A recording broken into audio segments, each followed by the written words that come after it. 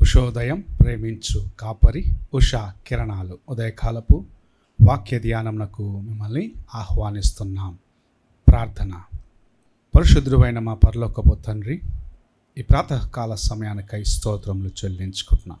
మమ్మల్ని ప్రేమించి మరి యొక్క దినమును నీ కృప చేత అనుగ్రహించిన విధానాన్ని బట్టి స్తోత్రములు. ఈ ఉదయకాలమున నీ వాక్యము చేత నాతోనూ కార్యక్రమం శ్రద్ధగా ఆలకిస్తున్న ప్రతి ఒక్కరితో మాట్లాడమని వేడుకుంటున్నాం. వినగలిగిన చెవిని, నీ వాక్యమును గ్రహించుకునే మనస్సును కలిగి నీ వాక్యమునకు సమీపించుటకు మాకు నేర్పించమని యేసు పరిశుద్ధ నామమున అడిగి వేడుకుంటున్నాను పరమ తండ్రి, ఆమెన్. ఈ ఉదయకాలపు వాక్య భాగము కీర్తనల గ్రంథము 1వ కీర్తన 3వ వచనం నుండి 4వ వచనం వరకు చదువుకుందాం. కీర్తనల గ్రంథము 1వ కీర్తన 3వ వచనము నుండి 4వ వచనం వరకు చదువుకుందాం. అతడు నీటి కాలువల యోరను నాటబడినదై ఆకువాడక తన కాలమందు ఫలమిచ్చు చెట్టువలే నుండును. అతడు చేయునదంతయు సఫలమగును. దుష్టులు అలాగున నుండక గాలి చెదరగొట్టు పొట్టువలే నుందురు. మనము చదివిన వాక్య భాగంలో అతడు నీటి కాలువ ఓరన నాటబడినదై ఆకువాడక తన కాలమందు ఫలమిచ్చే చెట్టు వలె ఉంటాడు అన్న మాటను కీర్తనాకారుడు చెప్పటం చూడగలము. మొదటిలో 2 వచనాలు మనము చూసినట్లయితే, ఎవరికి ఈ ధన్యత అనుగ్రహించబడుచున్నది, ఎవరు ఈ ఆశీర్వాదమును సంపాదించుకొనగలరు అని మనము పరీక్షించినట్లయితే, దేవుని మాటకు లోబడి దేవుని యొక్క చిత్తమును గ్రహించుకొని ఆయన నడిపించే మార్గములో నడుచుచు దేవుని యొక్క వాక్యమందు ఆనందించే వారికి ఈ ధన్యతను ప్రభు అనుగ్రహిస్తూ ఉన్నాడు. కీర్తనల గ్రంథంలో ఎన్నో కార్యములు ప్రభు మనతో మాట్లాడుచూ ఉన్నాడు. మనము నీటి కాలువ ఓరన నాటబడిన ఒక చెట్టుని కొంచెం ఆలోచించుకుందాం, ఊహించి చూద్దాం.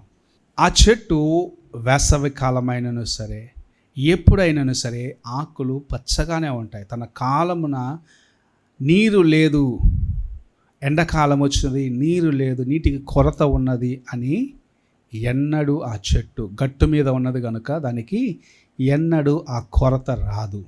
ఎవరైతే నీటి ప్రవాహము వలె ఉన్న దేవునికి సమీపిస్తున్నారో, దేవునికి ఆత్మను కలిగి ఆయనతో నడిచేదానికి ప్రయత్నిస్తున్నారో, ఎవరి జీవితంలో ప్రభు ఎన్నడూ నివసిస్తున్నాడో వారు ఆయనలో నాటబడిన వారిగా ఉండటము మనము చూస్తూ ఉన్నాం.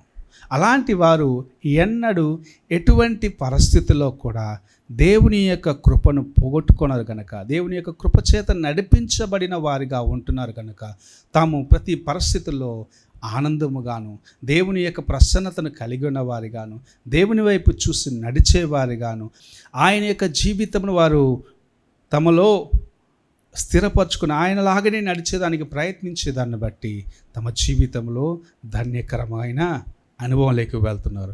ఇక్కడ మనము చూసినట్లయితే నీటి కాలువన నాటబడిన చెట్టుని ప్రభు మన ముందు తీసుకొని వస్తున్నాడు. ఆ చెట్టుకు ఎన్నడూ నీటికి కొదువ లేదు. దేవుని యందు స్థిరముగా ఉన్నవారికి ఎన్నడూ దేవుని యొక్క కృపలో ఏ కొరత ఉండదని ప్రభు మనకు తెలియపరుస్తున్నాడు. ఈ ఉదయ కాలమున మనము కూడా అలాగనే ఉండాలి. మనము ఆకు వాడక ఫలమిచ్చే చెట్టుగా, కాలమందు కాకుండా ప్రతి సమయము నీరు సంపూర్ణముగా దొరికే ఆ అనుభవంలోకి రావాలని ప్రభు ఆశిస్తున్నాడు. కొన్నిసార్లు బీడు భూమిని చూస్తూ ఉంటాం. అది ఆకాశంలో నుండి నీటి ప్రవాహం ఉంటే మాత్రమే ఆ భూమి తడిచి దాని యొక్క ఫలమును ఇస్తుంది. అయితే ఏ చెట్టు అయితే కాలువన ఉంటుందో దానికి సమృద్ధిగా ఉండే అనుభవాన్ని ప్రభు ఇచ్చినాడు. అలాంటి అనుభవం నీకు ఇవ్వాలని ఆశిస్తున్నాడు. ఆయనతో నీవు ఉన్నట్లయితే సమృద్ధి అనగా దేవుని యొక్క ఆత్మ నీలో నివసించి నిన్ను దేవుని యొక్క వాక్యము చేత నింపి దేవుని యొక్క కార్యంలో నీ జీవితంలో నుండి ప్రవహింపచేసి ఇతరులకు ఆశీర్వాదకరముగా చేయాలని ఆశిస్తూ ఉన్నాడు.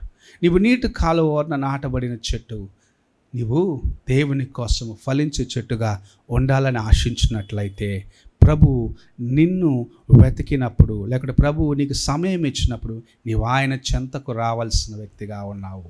అప్పుడే దేవుని యొక్క కృపచేత నీ జీవితము మెరుగుపరచబడుచున్నది.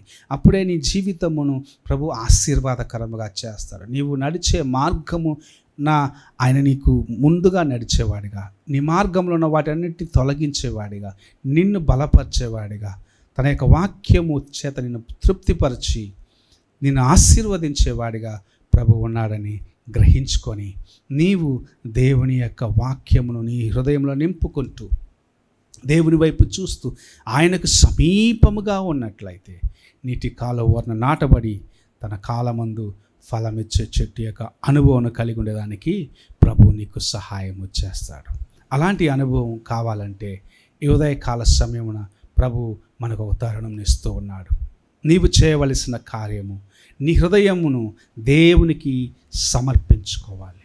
నీ జీవితము దేవునికి అంకితము చేసుకోవాలి. లోకములో ఉన్న అల్పకాల పాప భోగముల కోసము పరిగెత్తకుండగా, లోకములో ఉన్న వాటిని ఆశించి దేవుని మర్చి ఆ పరిస్థితికి వెళ్ళకుండగా నువ్వు సంపూర్ణముగా దేవునికి అప్పగించుకున్నట్లయితే ప్రభు నిన్ను ఆశీర్వదించి నీ జీవితంను అనేకులకు ఉపయోగకరంగా చేయటకు నిన్ను నీటి కాలువన నాటబడినదైన చెట్టు వలె నీ జీవితమును మారుస్తాడు. అలాంటి అనుభవంలోకి రావడానికి ఈ ఉదయకాలంలో ప్రభు మనకు తరుణం ఇచ్చున్నాడు. ఇవ్వబడిన తరుణాన్ని మనము సద్వినియోగపరచుకుందాం. ప్రార్థన చేసుకుందాం. పరలోకమందున మా తండ్రి, ఈ ఉదయకాలమున మాకు ఇచ్చిన నాయన ఈ కొద్ది హెచ్చరికను బట్టి స్తోత్రములు చెల్లించుకుంటున్నాం. నీటి కాలువ వలన నాటబడినదై తన కాలమందు ఆకు వాడక ఫలమిచ్చే చెట్టు యొక్క అనుభవంలోకి మేము రావాలి నాయన. నీ యొద్ద నాటబడినదై దేవ మా జీవితంలో ప్రతి పరిస్థితుల్లో నీ సహాయము కలిగి నీవు తోడుగా ఉండి నడిపించే అనుభవంలోకి మేము రావటానికి మాకు నీ కృపను అనుగ్రహించుమని ఈ ఉదయకాలంలో నీ వాక్యం విన్న ప్రతి ఒక్కరు తమ జీవితాలు మళ్ళీ ఒక్కసారి పరీక్షించుకొని ఎక్కడ ఆ నీటి కాలువ నుండి ప్రక్కకు తొలగిపోయినారో వాటిని చక్కపరచుకునే కృపను అనుగ్రహించమని యేసు పరిశుద్ధ నామమున అడిగి వేడుకుంటున్నాను పరమ తండ్రి. ఆమేన్. తండ్రి అయిన దేవుని ప్రేమ, కుమారుడైన క్రీస్తు కృప, ఆదరణకర్త అయిన పరిశుద్ధాత్మ యొక్క సహవాసం ఇప్పుడు ఎల్లప్పుడూ తోడై ఉండి సదాకాలము నడిపించునుగాక. ఆమేన్.